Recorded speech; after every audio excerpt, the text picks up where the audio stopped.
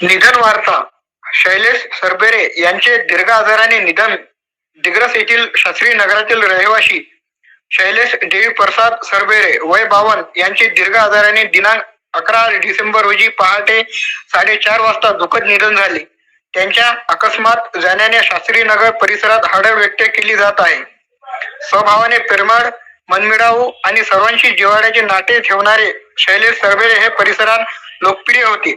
त्यांच्या निधनामुळे कुटुंबियासह समाज मनावर दुःखाचा डोंगर कोसळला आहे. त्यांच्या पश्चात आई, वडील, पत्नी, एक मुलगा, 2 भाऊ आणि 1 बहीण असा परिवार असून दिग्रस मोक्षधाम येथे त्यांच्या अंत्यविधी पार पडले. त्यांच्या आठवणींनी परिसर भारावून गेला आहे.